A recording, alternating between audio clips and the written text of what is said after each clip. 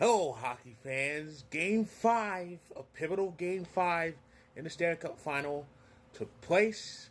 And, of course, the series is 2-2 entering this game, turning this into a best of 3 series for the first time in 6 years. And the winner would move one win away. So, here's what went down in this very important Game 5 in this year's final. Brad Marchand is not human. Of course, I've been knowing that, but what he's doing is just crazy. That face off in the middle of the first. Puck drops, ends up with Marchand, 1-0. Crazy. So, this is kind of course, Calvin Pickard was in net because, he did so well in relief in Game 4. And he wasn't tested that much. It's just that the Oilers couldn't really put shots together. But Pickard only faced 8 shots and 2 of them went in, and as a result, it was 2-0 Panthers after 1 period of play. But surely Pickard would get his bearings back after this one. Backup goalies usually do. And that is what happened. The score remained the same even after 40 minutes. Pickard kept it together, was stopped everything that he faced in the second period. Edmonton had more power play chances, but nothing was going in. And other than that, it was mostly quiet. So the 2-0 score remained. And now I was thinking, well, the Oilers came back from 3-0. This is 2-0. No, 2-0 should be kind of a snap, But nothing's that easy in hockey. But even so, a lot of things have happened in this great sport. So, would the Oilers pull off another comeback?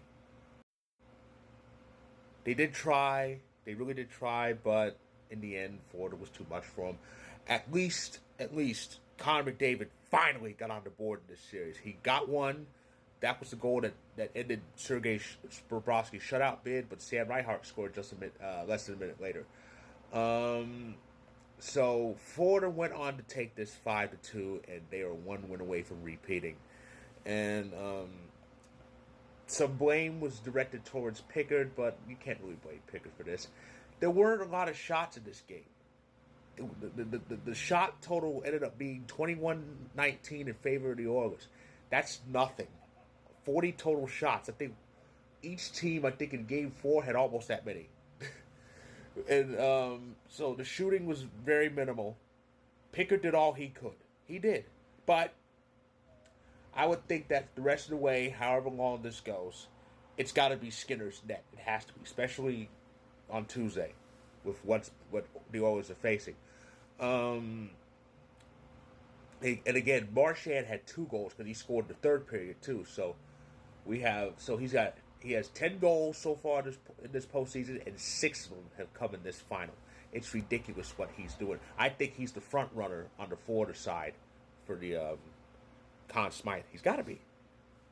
So Florida's up 3-2, and as I said, in a 2-2 series, the winner of Game 5, 22 times goes on to win the final.